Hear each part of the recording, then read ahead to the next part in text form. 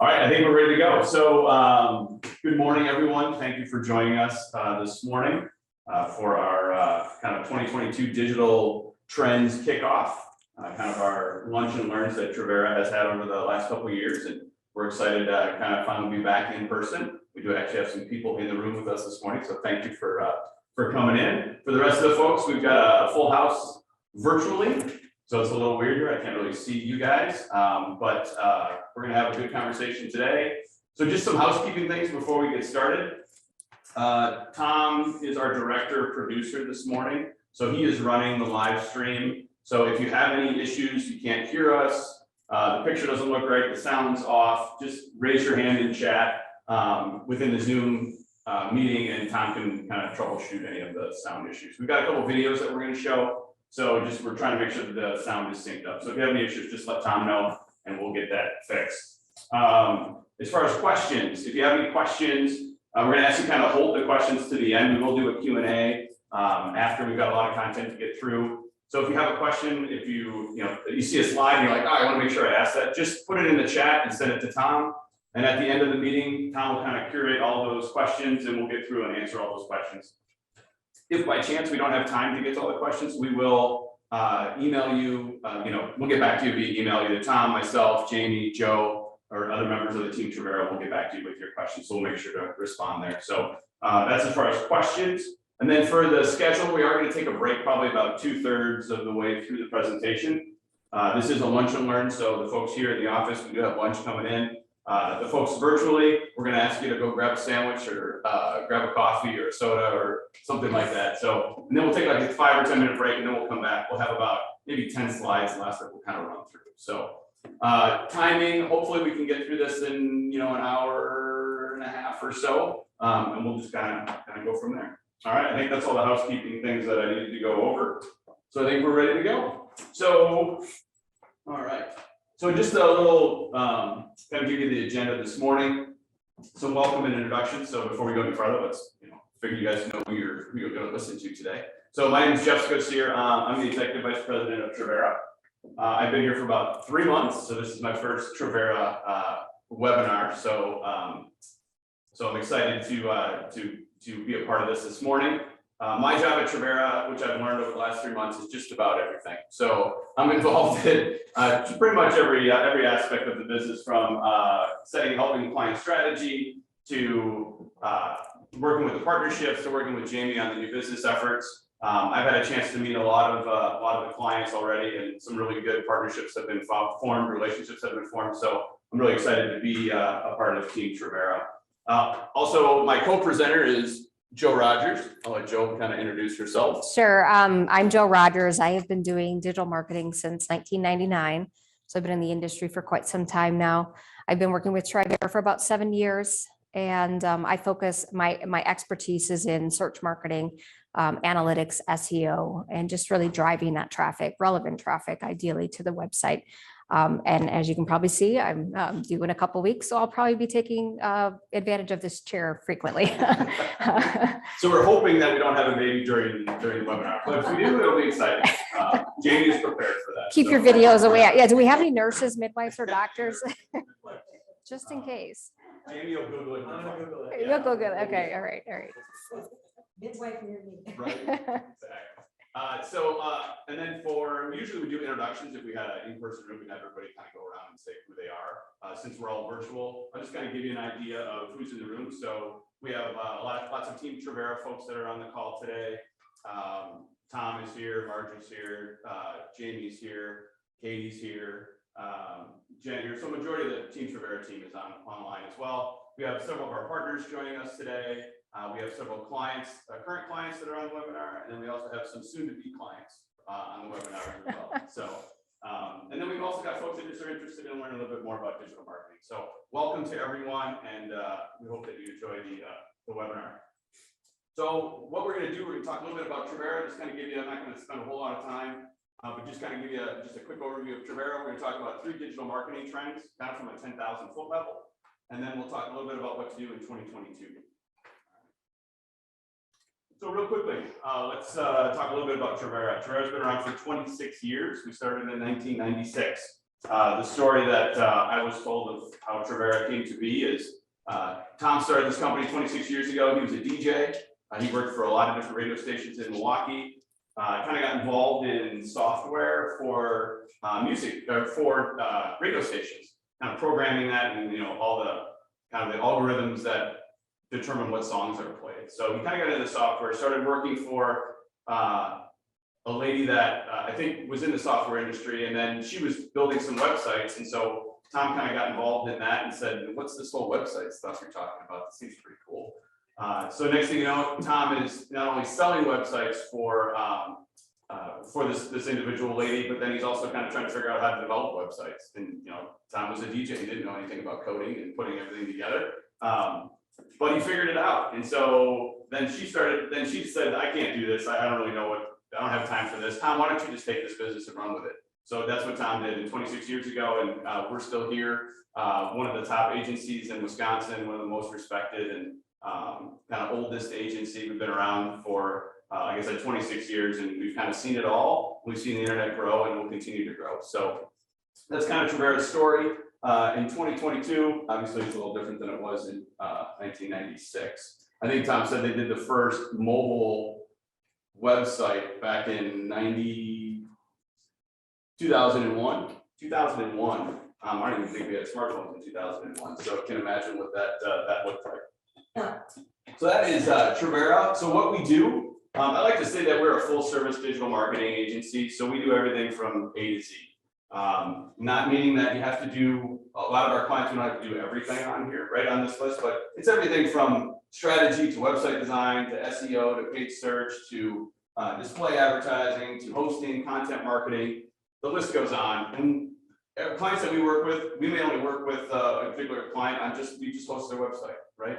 That could be, it doesn't mean you have to do all of these services with Trevero, but it definitely is a full service approach that we bring to the digital space.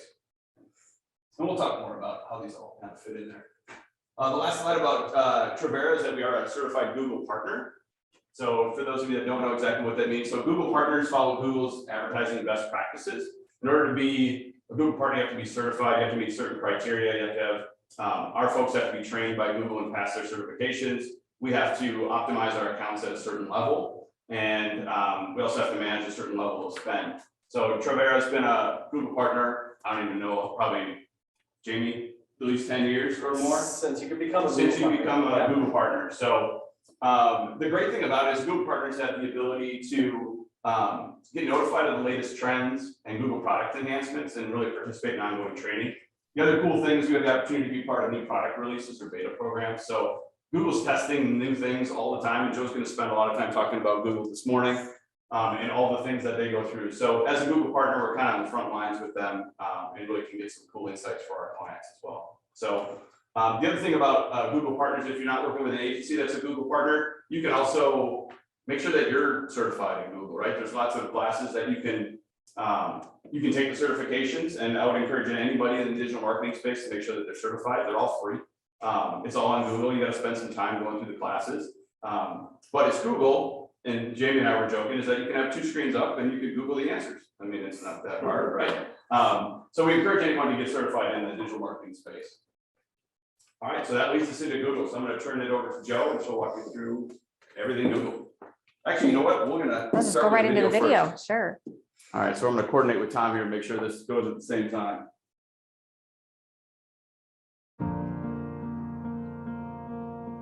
This year has been extremely challenging for me. I am broken. And I am healing. I'm here at the memorial wall. I wanted to do something to remember my mum. For some reason, I'm having anxiety. Obviously, it's normal with everything that's going on right now. I think I'm gonna take a break for a while.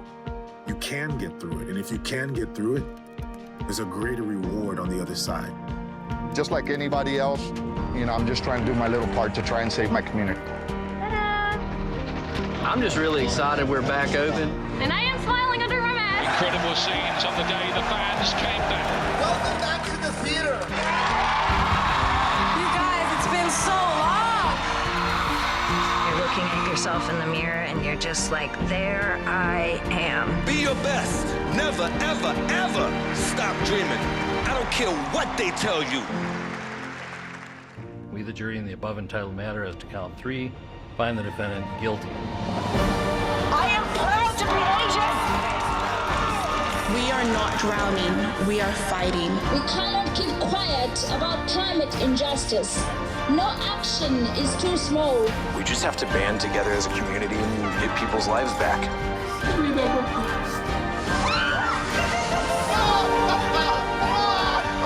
Even as we grieved, we grew, that even as we hurt, we hoped, that even as we tired, we tried, that we'll forever be tied together, victorious.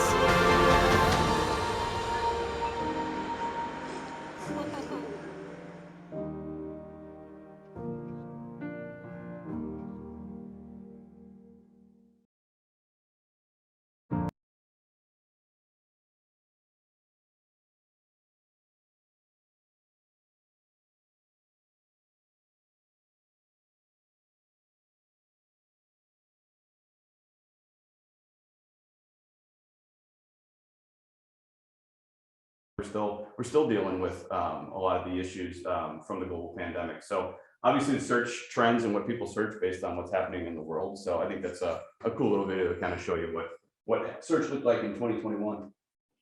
Okay, so now I'm officially going to turn it over to Joe. Oh, emotional content and pregnancy hormones, let me tell you. Thanks, Joe. So let's talk about Google. So Google is one of the largest search engines, as you can see from some of the statistics that we have here. The USA is the one that is where the top traffic sources come from. And we've been able to leverage this tool for many of our clients for many, many years, obviously to the benefit of connecting the ideal customer to the proper website and making that transaction happen. So we've had our hands in working with Google through SEO and pay-per-click and multiple other areas such as local search for many, many years. So we'll never master it. As you'll see, as we go through this a little bit, Google makes sure that people aren't able to master it, but we're able to really look at what is working and look at trends, and being able to stay on top of it is basically a full-time job. As you can see here, Google has been visited 89+ billion times in the past month. That's a lot of visits. And then within a day, there are over 8 billion searches. So there's a variety of people that are using this search engine to just gather information. And so Google's job is to just take all this information, this massive information out there and connect with the answers that they're looking for. And 63% of the organic searches have originated from mobile devices. We are going to expect to see that to continue to grow. What we have seen in 2021 was a little bit of a drop as people were working from home. We were seeing a little bit more of an increase in desktop. Now we're seeing that shift a little bit backward towards mobile, but the trend will be continuing to grow in the mobile space. 84% of respondents use Google 3 times a day. I'd ask for a raise of hands. I know me, that's like 3 times in an hour, maybe. We could be called super users though, but even those that aren't actively engaged like we are in our career, just 3 times a day, 84% of people are saying they're going to Google to use it for some purposes.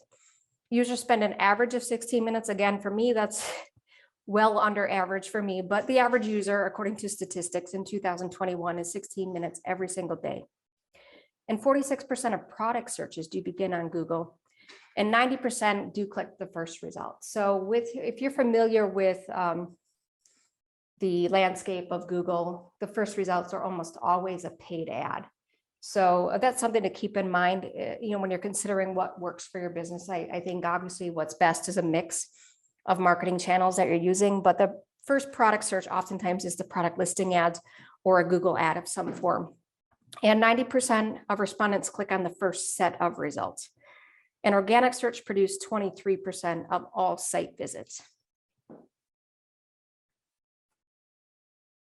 All right, so again, in 2021, I thought this was an interesting slide. Jeff had found some statistics and a wonderful video here that gives a visual representation, but the most searched question was what to watch.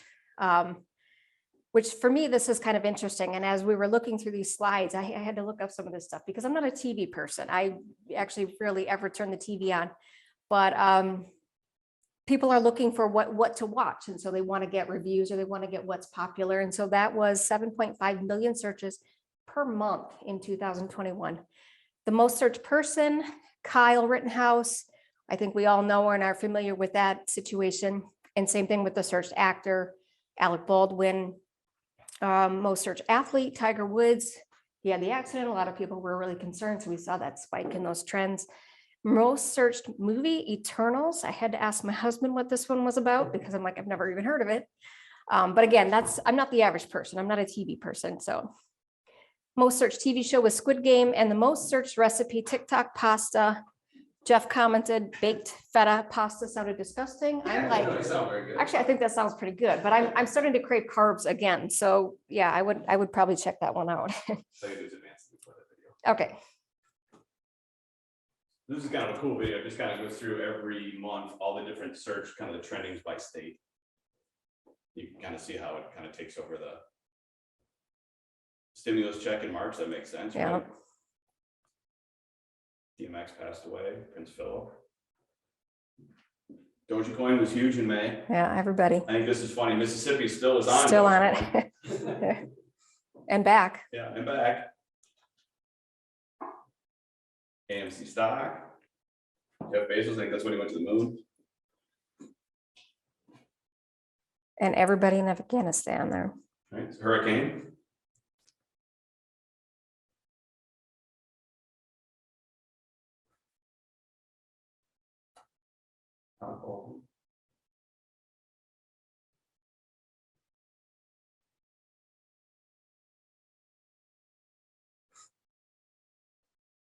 Tornado.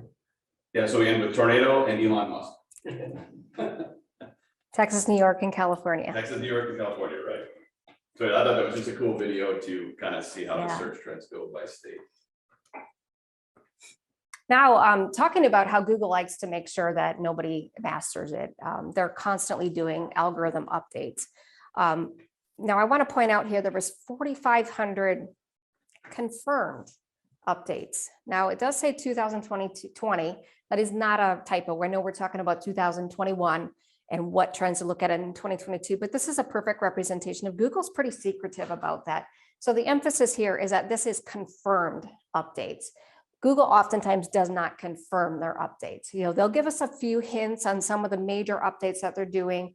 Oftentimes it's a bunch of experts looking at data trends and trying to reverse engineer what may have happened. So when you are looking at a multitude of sites and you suddenly see a move on all of them that match a certain trend, we can determine that Google most likely made a change to their algorithm and really figure that out.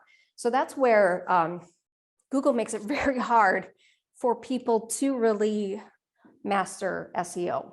And SEO standing for search engine optimization, for anybody who's not familiar with that. And search engine optimization is essentially just optimizing your website in a manner where Google is going to deem it most relevant for that search query that you happen to be searching for. So some of the major updates, if we look up here in 2021, we had, as you can see, these are more of the major updates, and we'll go into these a little bit more on the next slide. But 4,500 in 2020, we are expecting that number to be much higher in 2021. So it's constant. They're constantly making changes. And just when you think you've got things figured out, they make a change. So it's always fun. It's, if you're the type of person who gets bored with the same thing over and over again, this would, you'll be on your toes at all times when you're focusing on SEO. Yeah, we also looked it up, like 2019, there was 3,200. 32, changes. yeah. Yeah, and then in 2018, I think there was about 3,200 as well. So 3,200, 3,200, 4,500. We expect that number to be bigger in 2020. And again, that's what they're confirming. That's what they're confirming. And so there's a lot of stuff that they really don't want to give you a lot of information on. And when I track ranks for our clients, I get a daily report, and it's interesting how much the positioning will move. What I tend to look for, because they will test something one day and take it back the next day, and we'll see that often. So I think in a lot of cases, what they're doing is they're going to roll out, let's say, the major core update or page experience update in June. So they'll kind of roll out a test one, figure out how it settles, and then they roll it back if it didn't do what they were expecting it to do. So you'll see a lot of that as well. And then if we go to the next slide here, this goes into a little bit greater detail in the top 10 updates for 2021. And these are some of the major ones. Google will at times tell us, hey, we've got this coming out. This is what it's going to focus on. Be prepared for it. But while they're quote unquote detailed, it's still relatively vague. Ultimately, what I've done throughout my career, what Trevero stands behind, and we are very adamant about making sure that whenever we're making updates to websites, we want to make sure that they're above the board. You know, you may have heard in the past, white hat, black hat, gray hat, those types of things. Those are just indications of black hat, as you might imagine, is doing some shady stuff. It's trying to manipulate the system so that you can get ranks. But that's what Google's doing all these updates for. They're doing the updates because they want to get rid of those people that are trying to spam the system, trying to game it. So for the most part, while we want to be aware of some of these things, and some things are simply, you know, if you're on a non-responsive website that doesn't look well on mobile, well, get on a responsive site, you know, I mean, and Google's been telling us for a while that this is happening. So, you know, those are the types of things that you just want to prepare for. But there's things like cleaning up spam update number 5 in June. If you're not doing any spammy stuff, you really shouldn't be affected by this. But there are some things that are just simply, they're moving into a different area. So when we look at update number 4, and I'm jumping all over the place, so I do apologize. The multitask unified model, this is an interesting one. And what this can do is it's really just trying to make your typical search queries, which if you were to type in a long query or what shoes should I wear with this outfit? And maybe you take a photo. You would never ask Google historically that question, right? Because they wouldn't understand that. What this mum update is attempting to do is to look at the whole context of that and being able to determine how to answer that question for you. And then the other thing is they're able to actually go across multiple languages too. So now looking at what shoe or what color or whatever I should match with my outfit might not be something that another language could benefit from, but an example that Jeff, I don't know, Jeff, if you want to speak about. Yeah, sure. Hiking. I think the greatest example, which is just trying to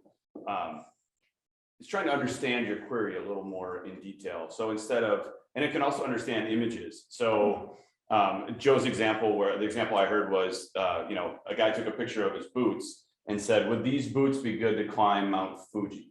Right. So instead, historically, Google would, you know, maybe give you shopping results for the boots, right? It'd be like, oh, you want to buy those boots? Well, no, that's not my question. I'm wondering, you know, can I use these boots to climb Mount Fuji? And it would say, you know, Google would think about that and go, all right, those boots are, I don't know, those boots are Timberland boots and they're good for minus 30 degrees. Mount Fuji gets down to -10. You should be good to climb that. It's got good traction in it. And so it's going to take that query, as Joe said, it's going to think a little bit more about it and not just show you shopping results for the boots. So it's kind of crazy. And it's also going to take a look at your search queries prior. So you're probably searching other things like, you know, how high is Mount Fuji, you know, those types of things. And it's going to look at the context of what you have, your behaviors have done. In addition, if there's somebody who has provided information about it in Japanese, it can translate that data and that knowledge and give you an answer in English essentially, but it's using the information from another language and being able to make that just useful for you. Right, and just how powerful that is, one more thing. So the last update they did on kind of like context with search queries was the BERT update, and the MUM update is 1,000 times more powerful than the BERT update. So it's just kind of where it's going. So it's going to continue to go down the road. So it's just kind of interesting. So they did their first update, but I anticipate we're going to see a lot more of these types, and it's going to get more sophisticated, and you're going to see a little bit more of this. So some things to think about on this is unique photography. When you might be using stock photography or you're using something, if there's like 50,000 different images of the same one out there, you're not going to benefit from this at all. So I think having your own unique content, your own unique photography is going to become more and more important. Also, they're anticipating with future updates in future years, being able to incorporate audio and video as well into the contextual understanding of how to provide an answer to your queries. Going back, let's actually start from the beginning. How about that? Passage ranking update. It's an AI for understanding content and making sure that it's easier for Google to rank a particular page. We've been getting away from the keyword stuffing of the years of past. You know, if you want to rank for black boots, you would stuff black boot, black boot all over in your content. Now they're looking at, let's talk about what's more valuable around that. And so they're just using this AI to understand better how the content and the context of your website plays into and is going to give value to the person who's looking for this particular product. Mobile first indexing. I actually was a little stumped when I saw this on the list because I'm like, this has been going on for a long time. And in fact, 2016 is when it started. But what most of our clients that we look at have been moved over to mobile first indexing. I think most of them did the shift around 2018, but they did get through about 70% of all the websites. And then they stopped, and then they're working on it. They finished it again in 2021. So that's kind of where that is. That was kind of rolling up. They put a pause on it, but they didn't give an updated date. But now we have that. Right. So, I think it was due to COVID. I think the original date was like March 2020. I think was when the deadline was, and because of COVID, they were like, "All right, we're going to push that back," and they pushed it back to March 2021.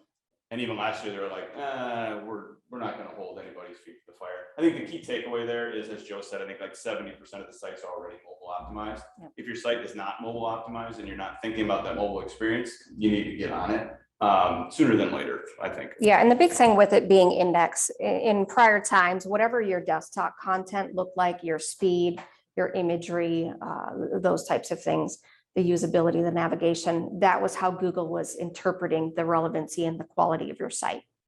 When they switched to mobile first indexing, they weren't looking at what your desktop content and desktop experience looked like. They were looking strictly at what your mobile site looked at. So years ago, before many people were doing many responsive sites, they'd have a trimmed down mobile site. So you would have a fraction of the content on your mobile site than you would on your desktop. And as you can see, when you roll out to a mobile first index, you're going to lose a lot of that former ranking and performance that you had. So most sites, as far as Trevero goes, we put them on a responsive, which basically gives a good responsive. It responds to the device that the person is on. And so our mobile content is just as robust as our desktop content. Some of the bigger issues, and we'll get into those with the updates, is the speed, because on a mobile device, obviously speed is very, very important. It's going to continue to grow in importance as well. But in mobile first indexing, so that's what that is about. We've talked about MUM, but number 3 is product review updates. So April, they started looking at this. From what I can see, this primarily is affecting affiliate marketing more than anything, because and again, this is the spammy stuff. So somebody would say, okay, iPhone is going to be giving X% of any sales that we generate. So their new phone comes out, and you create a review, but you don't actually own the phone, but you're trying to get the revenue, because if somebody clicks through on that, you get a percentage of that sale. So what this update is doing is it's really just looking for more of the relevancy on it. So it's also product-based for e-commerce, but products for e-commerce and as well as affiliate marketing. So they started doing some updates in April. And that's a continuing process. Most B2B customers, I don't see them necessarily getting affected too much by this particular one. We talked about MUM, 5 link spam update. Again, unless you're doing some shady stuff, this shouldn't affect you too much. Now, there are people that will link to your site and they try to sell links, and they'll create pages on the fly about whatever your industry is, because people are willing to buy links to their website. So they may not have anything that relates to it. So they will literally open up a website and they'll put some copy, and then they'll duplicate it times 2,000, 4,000, 5,000, whatever, have a link to relevant sites. One of them may be your site, even though you're not involved with this. And then they go and they sell those links to other people. So what you end up finding is a lot of inbound links to your website that are very spammy and they're high risk. And if you get too many of those, that can actually cause an issue with your site. They can actually, worst case scenario, they can ban your site from Google if it looks as though you're participating in any malicious link building. When we have our clients, when we're doing audits, we have an ability to basically disassociate ourselves from those links when we see them. But for the most part, this update is targeting those companies that are doing the malicious link building. I keep wanting to stop for questions. No. All right, number 6, page experience update. So this is one of the big updates that they had been talking about for quite a while. It factors basically the person's page experience. So a lot of this is with load time. So when we look closely at this, there's LCP, FID, and CLS, which probably are difficult to try and understand if you're not real familiar, but LCP is largest content paintful.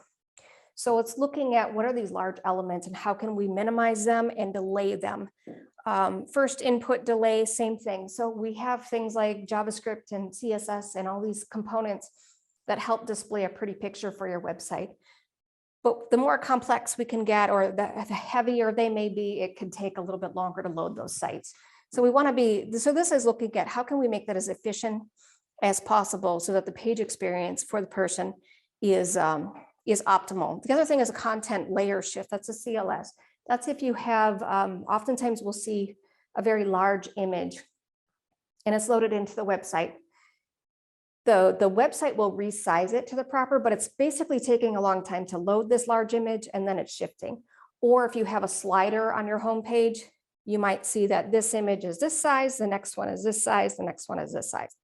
That's going to be shifting the layout of the page each time one of those sliders loads up. So those are some of the things that they're looking for, and updating the algorithm to make sure sites that are good and efficient on these areas rank higher and better. 7, page title updates. Now this one was not very well received by the SEO community because they would actually change the title tag that you've designated. They're still able to do that, but rather than changing it based on the search query, they're looking at the content of the page. I don't know where that one is going to be going. It definitely wasn't very well received because it makes it difficult to control the brand experience and what sort of messaging you're putting out there. So we'll see where that one is at. Then in November, they finalized the core update, which again just helps fight spam. This was actually a big major update to their algorithm. And we saw a lot of shifting in the search results. But what I saw is when we saw the update for page experience, a lot of ranks dropped. We were able to address some things there, not only with our clients, but with just in general, just seeing the overall rankings drop. When core update came out, we saw some of those come back. Unless you were doing spammy stuff with the search engines, this one actually probably helped most of the sites. And then, sorry, baby's kind of sticking in my lungs here. I'm running out of breath. Number 9, local search update. This is just updating some of the local factors. Local search is actually a very important one for Google. They're putting a lot of emphasis on that, and for good reason. For instance, if I decided to go into labor, I would trust Jamie to use the Google tools to know where we are at and who's closest to us and understand what our need is quickly. So that's where local search is important. And it's that balance of, we're going to talk about privacy in a little bit. It's that balance of giving them too much information, because I have a lot of information on this, but it's useful. You know, so it's that bit of a trade-off. So if I want to find out where I'm going to get lunch, which we've already got that handled here for us, you want Google to know that you're physically right here and 2 blocks away, you've got what you're looking for. So those are some really helpful things. And then product review update. This is an extension of the one that was done in April. So this is taking that to the next level, and we're going to continue to see more and more of these things get rolled out as the years go on. Because product reviews, how many of you like really trust an Amazon review? It's hit and miss, you know, and so Google's really working on trying to make sure that they're relevant. And so they're looking to return the most relevant, accurate type of review, which isn't necessarily the best review. But if somebody is saying something like, oh, my friend had this and they think this, that's going to be downgraded versus somebody who has a firsthand experience. Also with affiliate marketers, this is another one that comes into play. It used to be you would just put in your review you link it to the person that's going to pay you. So Google's now looking for an unbiased review, one that you have personal experience with, but also linking to multiple sources where you can purchase it. So that's something that they're looking for, and potentially even linking to other reviews that says, you know what, I tried the iPhone 12 and Tom here's got a review that I thought was very helpful as well, and I'll link to his review. So those are the types of things that Google's going to prioritize with product review updates, and they're going to de-escalate the ones that don't have the valid reviews. All right, so Google search results were more volatile this year than in previous years. So if we take a look at essentially the just how much shift there was in the types of queries that are used, we can see in 2021, normal volatility was our highest with a ranking of 110. But if we look at 2022, high volatility has peaked there. And we have only a 5 rating versus the 27 rating in 2020 for low volatility. And this is on mobile specifically. This is the number of days. Oh, the number of days. Yeah, number of days. So if you look at it just real quick, so in 2020, we had 27 days that were highly volatile or had low volatility. In 2021, we only had 5. In a 6-month period. Yeah, right. We only had 5. So, and if you look at, 52 on the orange, 52 in 2020 had high volatility. In 2020, we had 92. 92. Right. And then if you look at very volatile, in 2020 was 9 and 2021 was 18. So what we're meaning there is that one day you may rank, as Joe was talking about, G-Track's rankings, you may rank in the 3rd position one day, and the next day you're on page 6. And then the next day you're on back to the first page, but you're on page 8. You're on number 8. And then the next day you're back to page 8, and you're moving all around all the time. So lots of volatility. And I think that kind of goes back to what Joe and I were talking about with just the number of updates that they're doing, and they're constantly changing things. So, and they're usually testing. I mean, Right. sometimes they'll test for a period of 20 some days before they actually do the full rollout. And in some instances, there have been keywords that I've consistently ranked number 1. They might occasionally shift to number 2, maybe on the worst case, number 3, but we're always in that range, pretty consistently number 1. When we could see them rolling them out, we would drop from number 1 to out of the top 100. The next day, we're back at number 1 again now. And so that was very anxiety driven for those of us in the industry that are watching these numbers, because you're like, do you react or do you just see what's happening? Because you don't want to change everything on a one-day drop. And it was happening literally every other day. We would see these. And so I am grateful that has leveled out a little bit. But again, with all the updates that they're doing, I do anticipate continuing to see some more volatility. I don't know if it'll be as high as 2021. I hope not. But it very well could be, simply because they're always rolling out new stuff, and they're trying more with the mom, with some of these new experiences. It's an ongoing process. They're going to continue to try and enhance and improve that. All right, I'm going to pass this back off to Jeff, and I'm going to take a seat and a breath. Thanks, Joe. Okay, so that's kind of a quick, not really quick, kind of a more detailed overview of Google and all the changes. And you can see it's, I think the best line I have for Google is just when you think you know what Google's doing, they change the rules and you got to start over, right? You never really know what they're going to do. So, but that's our job, to help our clients stay up to date on all of those changes. So, so the next term we're going to talk about is Meta, right? And the Metaverse, and what does that really mean? And this is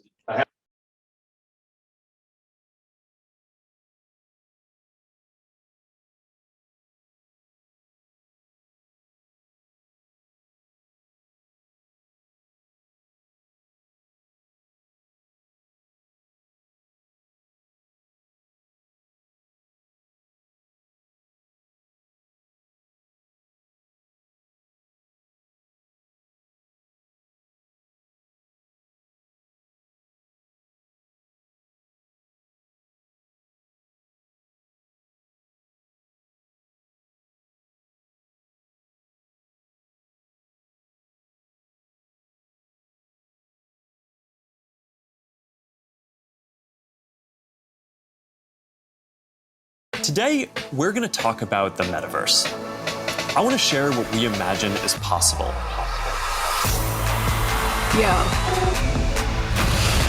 The experiences you'll have, the creative economy we'll all build, and the technology that needs to be invented, as well as how we're going to all do this together.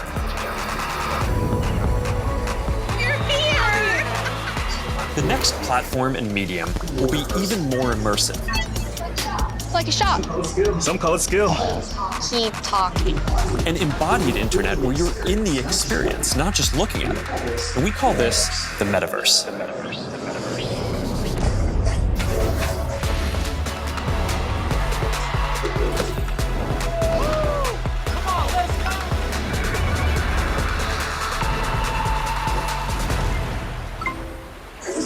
Everything we do online today, connecting socially, entertainment, games, work, is going to be more natural and vivid.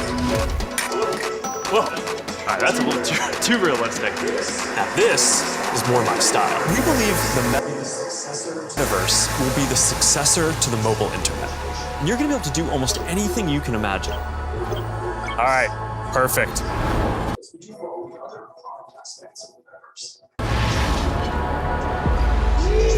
Boy. Oh, hey, Mark. Hey, what's going on? Hi, Mark. What's up, Mark? This place is amazing. The feeling of presence. This is the defining quality of the metaverse. You're going to really feel like you're there with other people.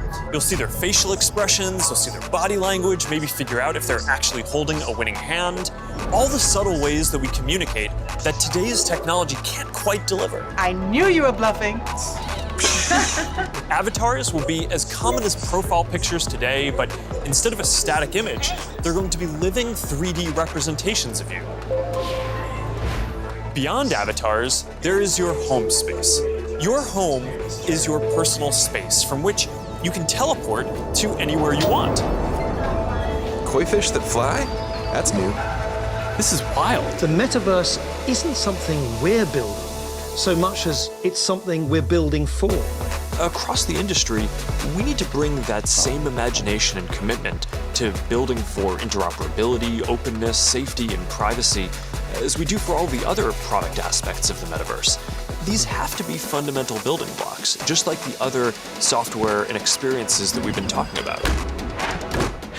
Our hope, though, is that if we all work at it, then within the next decade, the metaverse will reach 1 billion people, host hundreds of billions of dollars of digital commerce, and support jobs for millions of creators and developers. We are fully committed to this. It is the next chapter of our work, and we believe for the internet overall.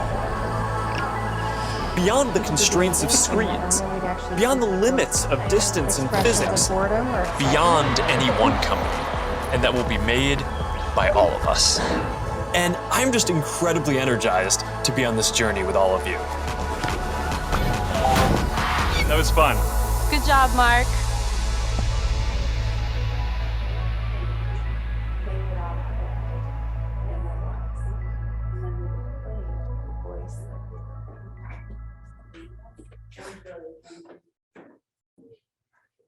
Okay, cool. Today, we're so going when to you talk see that, about you kind the of put it in metaverse. context. Like, wow, okay. Are we all going to have avatars? And we could do this meeting in the virtual reality world, and we'd all have avatars being at the presentation instead of just being online. So I think the takeaway. Have you ever seen like there's a great movie, Ready Player One? I don't know if you've seen that. It's a Steven Spielberg movie. It came out in 2018.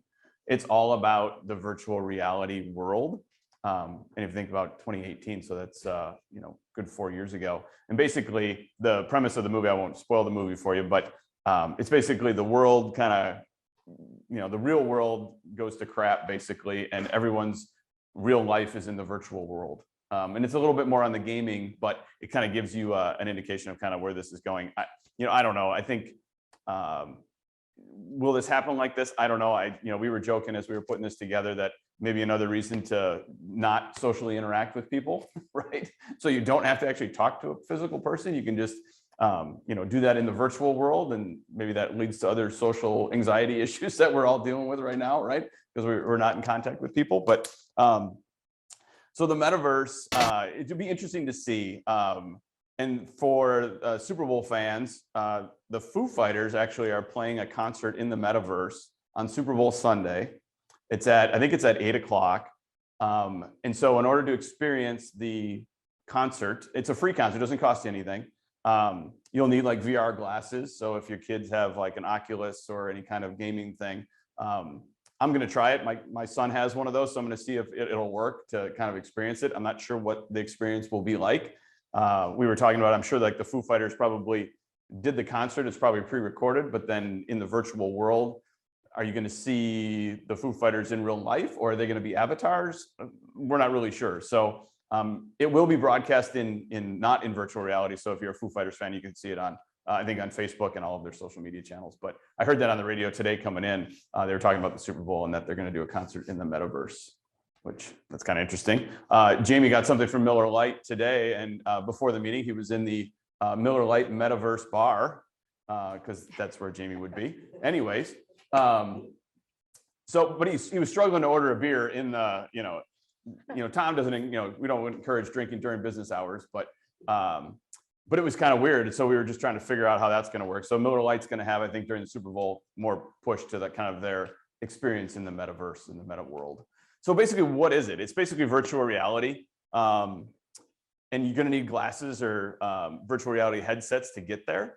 And basically, you'll be able to kind of immerse yourself. So I talked about it, like we were doing this presentation, we could have a workroom and everyone would have an avatar and we could see what your avatar looked like. Obviously, the gaming aspect to play with family and stuff. The other part is augmented reality. And you might be seeing this commercial. Facebook's got a commercial where a piece of artwork kind of comes to life.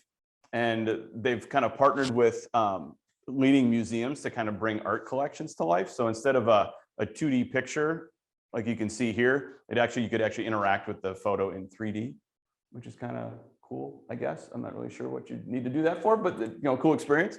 And then they're building all sorts of platforms for creators and a gallery of AR experiences on Instagram. So, their properties are still going to be the same. So Facebook, Instagram, WhatsApp, all of those things are still kind of fundamental to the metaverse. But that's kind of where they're going. The key is really smart glasses. So even if you saw Mark Zuckerberg when he was, fencing with, he did have glasses on. He had a pair of Ray-Bans on. So you do need glasses in order to kind of experience that VR experience. Now, Google had glasses, I don't know, maybe like 5 years ago, maybe more than that. Yeah, I don't recall. It's been a while. Been a while, and that really didn't go over very well. So one thing that we were talking about, I don't know what, people are going to need to have the glasses in order to experience it. So I don't know how many people have the glasses or how readily available they're going to be. I think it's interesting that, Meta, they mentioned designed for privacy. It's kind of interesting. Facebook's dealing with a lot of privacy issues. So that's kind of interesting. But yeah, the glasses are going to be key to the VR experience.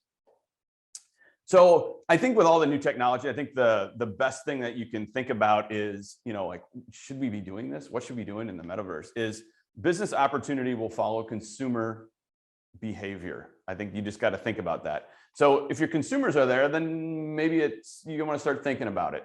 But if your consumers aren't there, it might be a nice to have, or you want to, kind of learn a little bit more about it.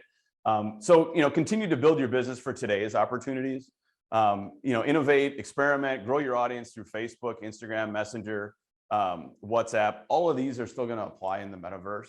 So Instagram is going to be really heavy in the VR kind of space. So that's all going to be there. But the one thing we'd encourage you to do is be curious, think about the future and how new technologies could apply to your business.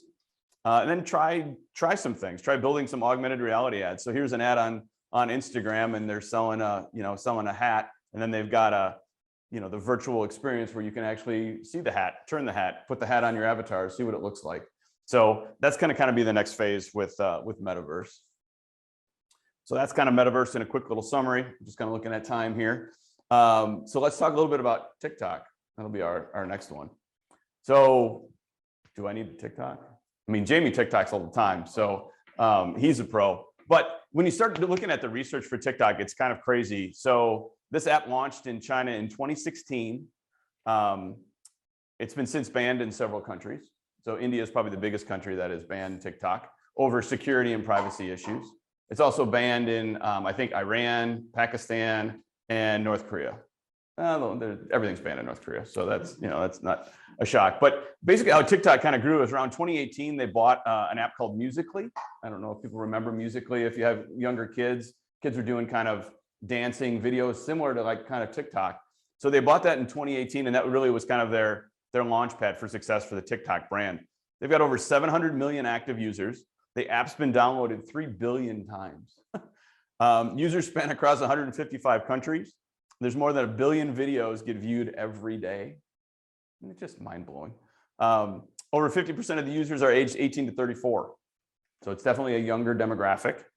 And then 90% of users visit the app more than once every single day.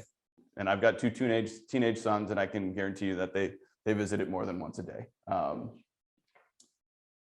So should I advertise on TikTok? So taking a look, the one thing I want to point out is just, that younger demographic. So 43% of users are 18 to 24. They kind of built the app for under 18, and it's expanded a little bit. It skews a little bit more female, but it can be expensive if you want to think about advertising. They basically have three kind of ads. They've got a brand takeover, an in-feed, and a hashtag challenge. The most economical one would be like an in-feed, which would be very similar to either Facebook or Instagram. Right as you're scrolling, you'd see an ad show up in your feed. We're all kind of used to that. That's $10 cost per 1,000. And then I think it's a $500 minimum investment to get it going. Then you go into the other two. It's like a brand takeover is $50,000 a day. And a brand takeover is when you launch TikTok, the home screen, as you start the app, it's an ad. You take over the whole screen. They only limit it to 1 per category per day. So that's why it's a little more expensive. And then the last one is a hashtag challenge. And these are basically like social challenges that they want users to create videos and then use the hashtag of whatever that challenge would be. The most successful one that I saw was Netflix did one. They did a hashtag challenge for they had a movie coming out. I think it's The Power Project, I think is what I had written down. Yeah, Project Power was a movie that they were having come out. And the hashtag was "What's your power?" So the challenge was there was a filter on TikTok, and you had to determine what your power was, and it could be like fire or ice, and I think one of the ones I saw, that guy his power was fire, and then the challenge was he had to create a video using fire. So this guy did a video, and he like touched the ground, and it turned to ice, and that was his challenge. And you think like, wow, that's great. It was viewed 6.3 billion times. That hashtag challenge got 6.3 billion views, which is just crazy. I mean, that's just insane. Amazon did one. They did a pajama jam where they wanted people to dance around in their pajamas, and then hashtag pajama jams. Amazon turned it into a contest, and they gave away 20 $250 gift cards. And that campaign only got 6.2 billion views. Only. Right. I mean, it's just crazy. So the one thing about TikTok is that it should be entertaining and humorous. So if you are going to think about that, you got to get creative, get your creative juices going, and try to be humorous. One of our team members, Chelsea, sent me this video. So this is, we're going to click on this. It'll show you what not to do on TikTok.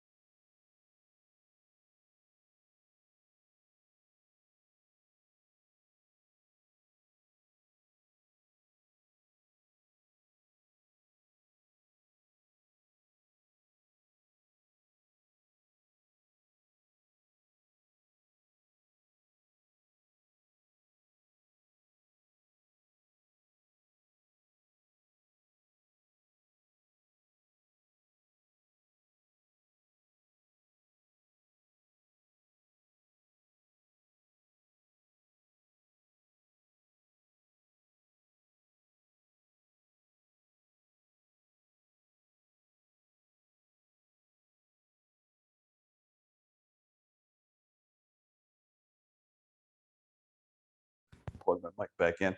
So obviously she checked the box of humorous, right? Humor, funny, right? But you're going to sell a product that way. Like, obviously she's working in an office, and you saw the younger person in the background quickly got out of frame fast, was like, what are you doing? But TikTok can be successful. So this is a great success story about Ocean Spray. So 90-year-old beverage company, I think it's 91 years old today, or this year. It earned 15 billion media impressions in less than a month without doing anything.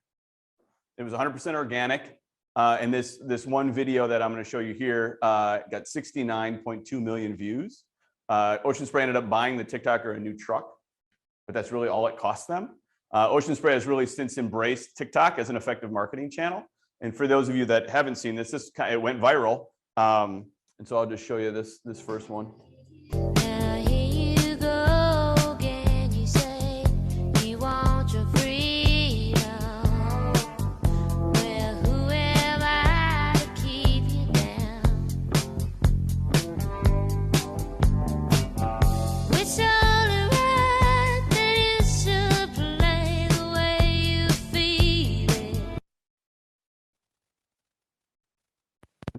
So a little backstory on that. This gentleman lives in Northern California. His truck broke down. He's actually an avid skateboarder as well. So his truck broke down and he's actually skateboarding the rest of the way to work. He grabbed Ocean Spray cranberry juice that was in his truck and was skateboarding down the road to get to work. And he decided to match this with Fleetwood Mac's Dreams song, and it went viral. So the next one is Mick Fleetwood from Fleetwood Mac. He had never heard of TikTok. He had never been on TikTok. This is his very first TikTok ever.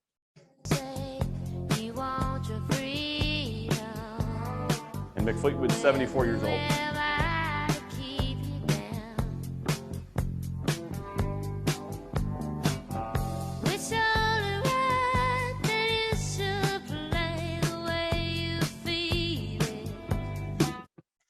Which is just crazy. So, like I say, Ocean Spray, right? They had a bump in sales for cranberry juice. And this went viral. The one thing we talked about is, I think Joe was sharing a story that she had a particular client that said, create me a viral video. When you force a viral video, it doesn't work. It's not forced. So viral happens organically. So Ocean Spray definitely took advantage of this opportunity. And like I said, they're on TikTok now. Their CEO answers questions every month and reads comments, and they've really kind of embraced the channel with that. But again, they just stumbled upon it. It just happened that way. They didn't go out to, decide to do TikTok. So what to do in 2022? How are we doing on time? So we're right about an hour. Okay, so we'll keep going. We got about 8 slides. I'm going to let Joe kind of lead this next section, and then we'll take a break, and then we'll come back. So I'm going to turn it over to Joe. Old pregnant people have to do that too. No joke. All right, so get more strategic. So that's really the focus of 2022. We talked to you about all these fun, exciting new trends that are coming in. But at the end of the day, we really want to focus on the fundamentals and really seeing what is relevant today. What we are seeing is a lot of automation and artificial intelligence. So that was the theme of what we were seeing coming into 2022 as well. So what that means is there's going to be a lot of machine learning. There's going to be a lot of the day-to-day manual work that once was done that's going to be done automatically. So what that means is we really need to think strategically. So when the manual day-to-day button pushing, if you will, is done automatically through artificial intelligence, we just need to make sure that our strategy is moving in the right direction. Do we have the proper base set up for them for that to work for us? In addition, there's things like HubSpot is really becoming a big tool for automation, and you still need to put together the foundation. So you can't just install HubSpot, it's going to do its thing. You've got to tell it what to do, and that's where the strategy comes in. So it's a very important piece currently and going into the future. We mentioned privacy before, and it is becoming more and more of a challenge because they are protecting privacy for individuals in a sense. It's almost kind of, in one hand, they're gathering so much information on you individually. They have a lot of information, but their job, of course, is to try and protect that information, but use it for your good. So we have to trust that Google is going to do no harm. But what that means is from tracking the source or tracking the performance that you're getting out of your marketing initiatives becomes a little bit more difficult. With the Google iOS updates, their privacy, they don't like to share data. We have Facebook, Google, Apple, they don't always play nice together. They don't want to share the information that they have with the other. So when you get traffic perhaps from an iPhone and then it transfers to your website, and we are using different media or different channels to try and get them there, we don't always see what necessarily happened. We also have a lot of people that are jumping from, they're starting their research on a mobile device, and they may later be switching to a desktop. So while a lot of these tools are people logged into an identifiable account, they have that information, but because of the privacy protection, we don't always see that whole thing coming across. However, we do know certain things. There's at least 2, but more likely 3+ touch points with your website or your business before somebody actually reaches out and says, I need help, I need your product, I need your service, etc. So what we typically historically have tracked is the last click attribution. So the last source that they came through is what we're giving credit for the transaction or the lead or whatever it is that we're striving for. But there's different ways that we can look at this. There's different ways that we can structure, and there's always a way, and Trevero can help you navigate that. So I think one thing real quick on the privacy, I mean, basically Google announced they're going to, kind of do away with third-party cookies. So again, that's kind of tracking your user path on the internet, right? Because the digital marketing is built and interactive advertising is built on data, right? So it's serving you ads that are personalized. So the whole thing with privacy is that's going to go away. So how are they going to serve you ads and targeting? I think the takeaway here is don't worry, there's always going to be a better mousetrap. You'll still be able to target your customers. Google's working on something that's called the Privacy Sandbox, and they're working with a lot of different folks in this sandbox to come up with different alternatives instead of third-party cookies. And they have already done some testing, and I saw an article that said that the new version that they're doing without third-party cookies is 95% accurate if it was using third-party cookies. So I think the takeaway there, you hear about that, like, oh my God, how are we going to be able to track? How are we going to be able to target advertising? You'll still be able to target advertising. It's just going to be done in a different way.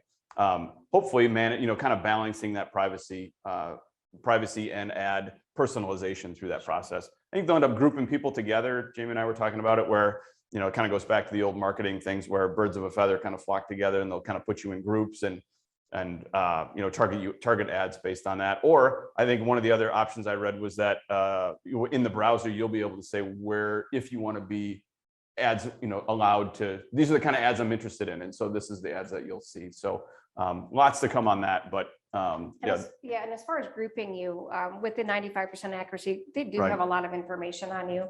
When you think about the 3 times average that you're going to Google to search for something, they know what Right. you're interested in. They know where physically you live. They know physically what places you're going to, you're frequenting, plus couple that with your search query. They do have a good amount of information on you. The difference is that you as a advertiser isn't going to have that information. You have to trust Google that they've done a good enough job with grouping their demographics or the target audience that you're after. So we'll see that. We'll continue to watch that. This is not going to go away. Privacy is going to continue to be a bigger issue as the years continue. Sure. And then websites get faster. So we did talk about this. Most of our traffic is mobile, and most websites don't have the best optimal mobile experience. There's always room to grow here. And these are where some of the updates in 2021 have become very focused on. So when Google's making updates, especially the major ones that they are announcing, that's an indication of what's important to them and where they're going to be going. So it's very key to really look at where is Google's focus? And just that's an indication of that. Whatever they're investing their time, money, and energy on is where we should be paying attention, because that's typically not something they're going to invest in and then let go. They're going to usually continue to follow that path. And speed has been one of the big pieces because they want that solid mobile experience. People don't sit and wait for the little spinny wheel for a website to come up. They're going to be out of there fast. So we want to make sure that we have fast mobile sites and good experiences for your customer. The core web vitals also became a very big important. Basically, anything other than an optimized mobile site is your baseline. Anything outside of that is just completely unacceptable. So that's your core. You need to have a fast running, good mobile experience, and Trevero can help you with that. Anything that you care to add in? No, Jamie required us to put Trevero can help you in all of our slides. So That's right. All right, LinkedIn is growing. We've seen a good amount of success with LinkedIn in certain niche areas, recruitment specifically in B2B, especially where it's a specialized service that the customer is offering. It's a rising star. It is a nice tool because you can get very, very detailed on the targeting. So if you want to target a particular title, a particular company, just, like, okay, let's say for recruiting, for instance, you have the neighboring company that has some talent and you need talent, you could target people that work at that company with certain titles that you're looking to fulfill. This is one of the tools that can get that very specific on who to target. Now, the downside with LinkedIn is it's not cheap from a cost per click standpoint. So there is that trade-off. Very, very targeted. Usually whenever you get the more highly targeted the audiences, the higher your cost is going to be. But with really being able to look at what are you getting the proper net result, and what are you spending, we can control that return on ad spend and be able to determine if it's working or not for you from a, just from a budgetary standpoint. And same thing for a business to business company that is just looking to acquire customers. You might know that you want the purchasing agent in a medical facility, and we can target those types of people. So we've done quite a bit with LinkedIn. We've had some real good successes with a lot of our clients focused on those very specific niche. And of course, we can show you how to do that.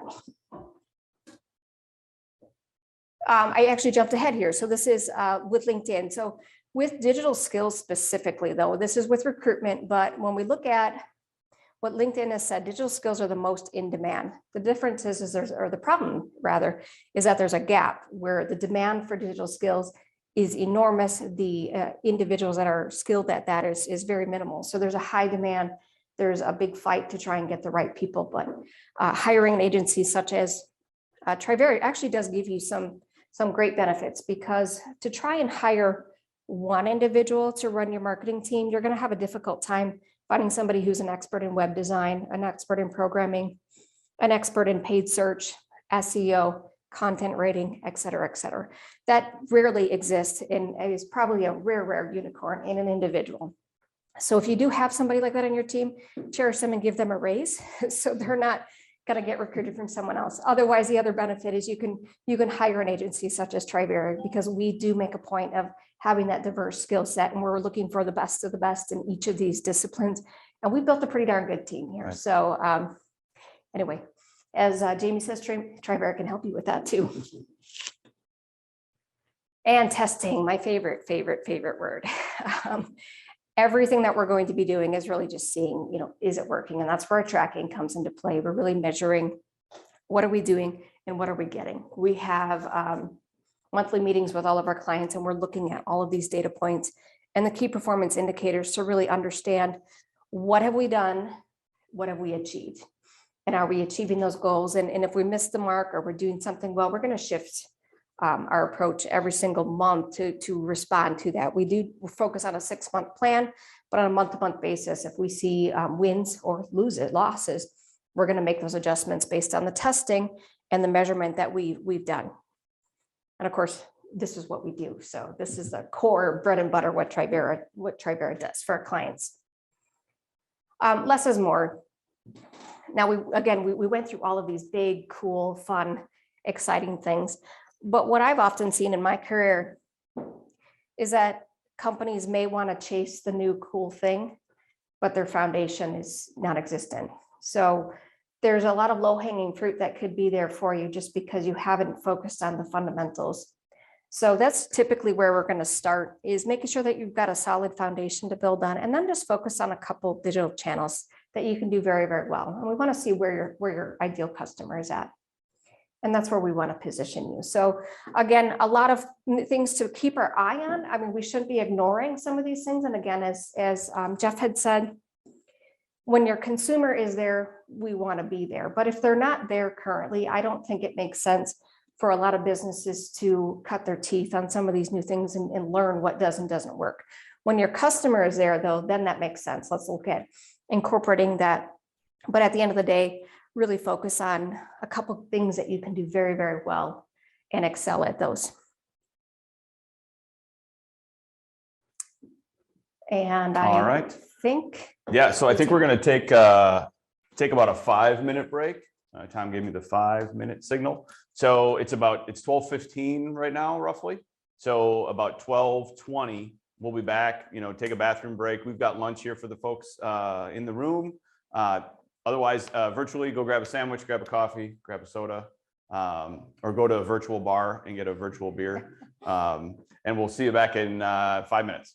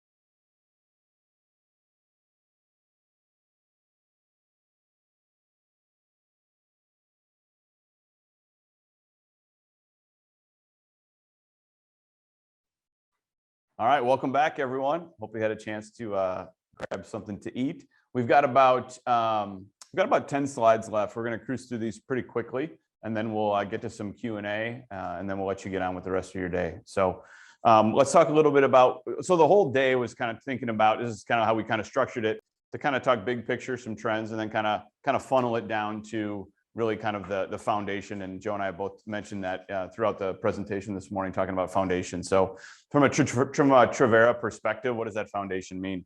So we'll talk a little bit about what that means.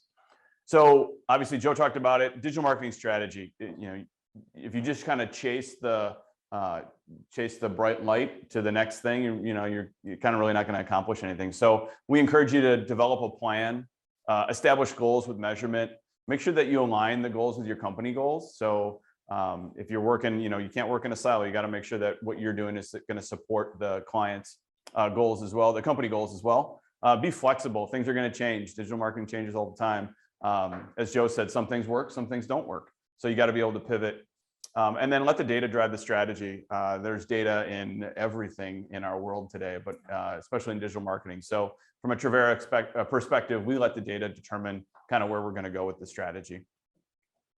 And at the end of the day, we want to drive you want to do an ROI driven plan. So that's the ultimate goal. One of the foundations that we believe in is a solid website design and development. Your site needs to approach it with a strategy with smart creative and ensure your website provides great user experience. We talked a little bit about that today. We didn't go into too much detail, but user experience is the key. Like, how do I rank in Google? How do I make sure I'm high on the, I can do all these extra things, but at the end of the day, Google is all about the user experience, and they want to show results that provide a good user experience. So think about that when you're creating your site. As you were the user, would this be helpful to me? And then think about the customer journey as they come into your site. What do you want them to do? And you want to structure the site so you can lead them to either that contact form or contact us or watch a video or whatever you want them to do when you get to their site. So you got to think about that journey. SEO and paid search. We'll talk a little bit about SEO. We encourage you to partner with search engine optimization experts. As we talked about, SEO can get really complicated. There's 4,500 changes on a yearly basis. So rely on some partners for their advice, and understand both the technical side and the marketing side. So Joe mentioned about links and all the technical side, and you might have some bad links, so you're gonna need some technical support, and maybe there's some JavaScript or some other code that's not working, so you're gonna need some technical expertise as well. But try to be more visible in search engine result pages, achieve a higher local position, and with Google's update for local, I think it's a good benefit for small businesses, because the update that they did, a lot of national brands would kind of dominate that local search. Like when you're on Google, right, you're on Maps and you're looking for something closest to you. Well, they've really emphasized, this last update really emphasized location. So I mean, we could probably talk for a whole webinar about all the changes, and specifically on the local side, but I think it's going to benefit small businesses that are close to the searcher. They're going to come up more often than the searches from, say, a bigger brand that's farther away. So enhance your search results, and then integrate SEO with your pay-per-click. So you can learn a lot from what you're doing in SEO, and you can apply that to paid search. So if you can't, if you can't make your way from an organic standpoint in SEO, you might be able to get there from a paid search aspect, right, on a particular keyword. So and then target your ideal customer with or qualified lead with laser focus. Digital advertising, we talked a little bit about pay-per-click, paid social, digital display, remarketing, geofencing, right? These are all things that can come into your paid campaigns. It's a combination of art and science. Your paid marketing efforts should work hand in hand with your overall digital strategy. So something to consider. I'm going pretty fast on these, but another foundation is content marketing. It's still a great way to make sure that you can get relevant content on your site to elevate on Google. So we kind of look at it as another way. So you got content on your website, but then if you're doing a blog, it's another way to get that content on to rank within Google. So it gives you a second chance to kind of get some of that real estate on Google. And Jeff, if I may jump in here, one thing that I didn't talk about with some of these updates that they're doing, blogging with your own original photography is actually going to become a little bit more important and a bit more relevant. Now, it's not going to be your large volume, most likely, but it's going to be some very valuable opportunities for you.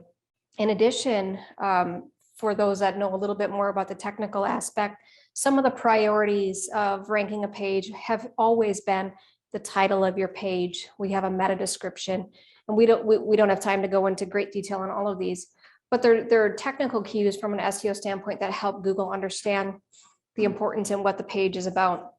We have what's called an H1, which is your header. That's H1 would be your priority header. Then it goes down to H2, 3, 4, and on and so forth. Typically, we've really kind of trailed off after 2 or 3 because their main focus has been on your primary topic of the page, your H1 or your header.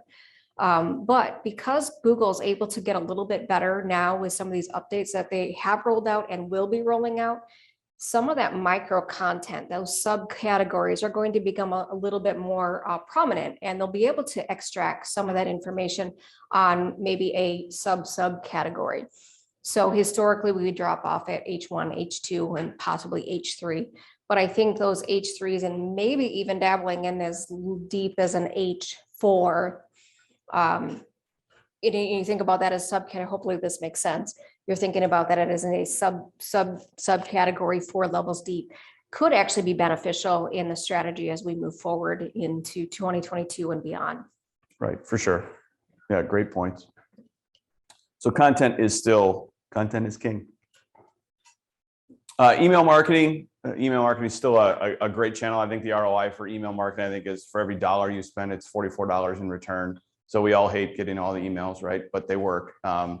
And the joke is people wouldn't send you all these emails if it didn't work. So it obviously works. So, smart email marketing, help you create meaningful interactions with thoughtful, timely messages, transfer knowledge, cross-sell, and stay in front of your clients and prospects. So you can build trust, distribute your newsletters, measure engagement, uncover new opportunities, and then obviously following up with prospects. So email is still a great thing to make sure that's a part of your digital strategy. Inbound marketing, Joe mentioned this as well, talking about automation. There's lots of great automation tools. Trevero is a HubSpot partner. So we like HubSpot, but there's lots of other marketing automation tools in the marketplace as well. Salesforce has Pardot, and there's several other ones as well. It basically kind of takes some of the grunt work out of the digital marketing team's responsibilities for the most part. But it's a great way to stay in front of contacts and make sure that you kind of bring them back to to your site to convert, but really kind of setting up workflows. There's a lot of work that's got to be involved kind of in the setup, but once you kind of get it set up, you can automate a lot of your marketing messages, which is really cool. Last one, social media.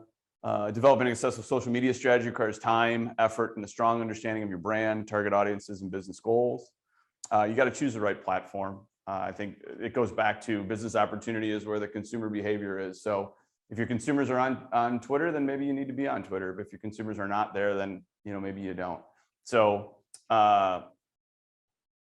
yeah, I mean, content promotion, conversion tracking. I mean, social media has gotten much better over the years.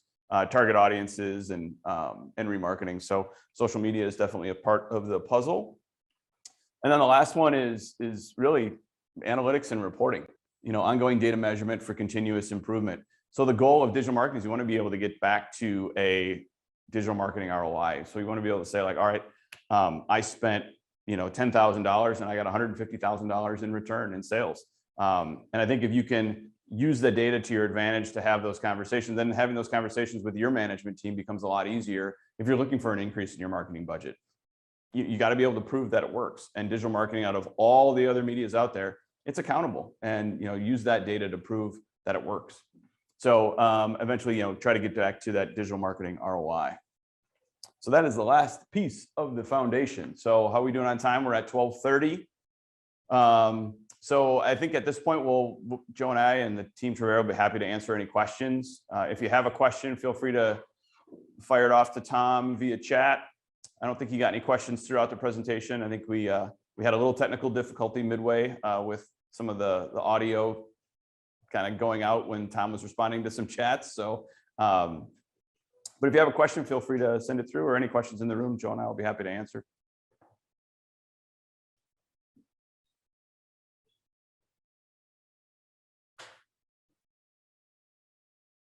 Were we that thorough? Yeah, I mean, that's great. Are we getting graded on this, Tom? I think that's got to be an A+, right? Absolutely. I mean, I feel like if there's no questions. I should get some sympathy points. Yeah, absolutely. And you know what? I mean, we're available after this as well. So if, you know, I think we're going to send out a copy of the presentation as well. So everyone will get a copy of it. And as you're kind of thinking about it, if you have a question, please feel free to reach out to anyone on Team Trevero. We're happy to get back to you with a thorough answer if we didn't cover it today. So if there aren't any questions, then I guess we can kind of wrap up. Joe, one of the things that you talk about a lot is Google My Business. Oh, yeah. And so how important is that to continue to optimize? And do you have any like tricks or suggestions? Honestly, with Google Business, I have found it to be, Google will reward you with activity. So if you let it go dormant for a while, Right. you're going to find that your performance starts dropping, even though nothing really changed on your page. So it's not as though there's less valuable content on there or necessarily the demand is less. It's not necessarily that indication. It's just that if you're keeping it fresh and you're keeping fresh content in there, Google will boost your ranking, I guess, on that local map pack.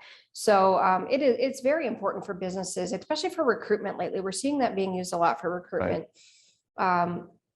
People are, researching the company before they will sometimes even participate in scheduling an interview. The market has changed so much in the past year, I guess 2 years, 2 years, right? Yeah. Well, at first nobody was hiring because everybody was scared. Right. And then everybody figured out what was going on and that they needed to shift rapidly. And then everybody was hiring. Everyone's hiring, right. And, for various reasons, that's been difficult. But what people are just a little bit more selective. And again, when you're thinking specifically in our space, like the digital marketing space, the need is massive compared to the skill set. So people that are in the market even are very choosy. So they're doing a lot of research beforehand. And so things like your map pack is helpful for recruitment in that aspect. And you want to be shown as prominent. But also if you are a local business where you do want foot traffic, that's an essential piece of your marketing business. And I think to Joe's point, it's not like you need to spend a half a day or a day and trying to figure out, it can be something as easy as just updating your photos. For those who don't know, Google My Business, it's a free service from Google. It basically is kind of like your local business listing. But you can update your hours, update photos. You can do, if you want to get a little more advanced, you can post things. So if you've got a sale going on, or if you've got some kind of promotion, you can post that within your Google My Business. So it doesn't mean that new hires, right? just New really hires, we're anything hiring, to all just that kind of provide stuff. more valuable I think content. to Joe's point, that just a little bit of effort there will go really a long way. And we've seen that with our clients over the last year or so, is that just a little bit of effort there definitely goes a long way. So Google My Business continues to be definitely a priority to take advantage of. As a general rule, Google likes it when you use their products. Right. So they tend to reward you for using their Right. systems. And Jeff, you had pointed on something earlier, and I think since we don't have any questions coming in, now might be a good time when you're talking about testing things on paid. If you don't have a lot of organic ranking, Right. It is a good way to go, okay, well, if we position our messaging around XYZ, how is that going to result? And you might not know until you've invested a good old SEO strategy to it, content, and then you find out it really wasn't very effective. It's a great way to utilize Google Ads to test messaging and to test different focus areas, because you can get your ads exposed almost immediately. And you can get that data and we can understand how are people resonating with different messages. But also as a side note, now Google will tell you that you cannot pay to influence your organic ranking, which I am going to say I agree with them, but indirectly there is a benefit. And I've seen it time after time after time. Right. And if I am to trust what Google says, I would say that the reason that we do see a boost in organic performance when we add AdWords, or it's not AdWords anymore. That's how old I am. I haven't transitioned, and they changed their name probably a couple of years ago. Anyway, Google Ads is if we let's say we're targeting somebody through hiking boots, right? But we rank on page 4 organically, so we're really not getting a lot of traffic. But we sell hiking boots, so we want to promote that. So we can do a paid ad for hiking boots, and we can position us on the first page, start getting traffic. And what we oftentimes will find is that we'll move up to page 2 or bottom of page 1 organically, even though we didn't change anything with our Right. organic strategy. And so Google claims your paid campaign will not influence your organic, but yet, I don't know. Yeah, we've seen it. And it's pretty consistent. Right. Now, my argument there is I believe what they are utilizing is they are getting actual traffic for these keywords to understand and see how people are engaging with your site. And if it is positive, and we hope that that's the goal, that they have a positive experience, then Google says, okay, they are getting traffic, people are resonating. So we do feel that they're more relevant organically as well. So we have seen an indirect correlation to incorporating paid ads in addition to your organic strategy. Right. But as Google says, it will not influence. And I'm like, well. Right. Yeah. And and the other thing, you think about what we could do a whole webinar just about how Google search has evolved. Mhm. And if you think about what the Google search result looks like now, it's hard to rank organically. You've got 10 spots if you're lucky, right? And if you're a local small business, it's a challenge to compete with big companies that have all these resources and all these teams that are just managing their SEO. So if you look at the Google page, you've got maybe 3 paid ads at the top. You've got maybe the map that's got maybe 3 listings or just the map. And then you've got, if you're lucky, 7 to 10, usually used to be 10, but I think more now it's like 7, Right. 7 organic spots. And then you may have paid ads underneath that. So, looking in a crystal ball, you think at some point the whole thing's going to be paid, at some point, but it's just harder to rank on page 1. So utilizing, SEO and paid search, I think is a great strategy. And we've seen that work really well for our clients. Yeah, that's usually the best mix is when we're incorporating both Right. of them. But even though paid ad takes the priority positioning in we looked at statistics, but we can even say for our own clients. Yeah. And I would say 90% of our clients, organic is the #1 source of traffic for sites. So even though paid is prominent on the search page, people tend to trust the organic results a little bit more. Yeah, I think it was like 60%. I want to say it was like 60 or 70% industry-wide. Industry-wide traffic from organic. I think paid was like 27% or something like that. So yeah, SEO is still very, very important. It is not dead. It is not dead. Even though they've been saying that for the past decade. Right, exactly. All right, any other questions? Lady in the back? No? She's just being disruptive. Okay, well, I want to thank everyone for taking the time this morning. Really enjoyed going through this with you. Hopefully you learned a little bit about digital marketing. It was a pleasure to have you guys online. We will send out the presentation and we'll probably post the video as well. So you can watch Joe and I on Friday night if you'd like to do that, go through this again. So thank you and have a great day. And thank you for your understanding. And we didn't have the baby during the webinar, so that was good. All right. Thank you.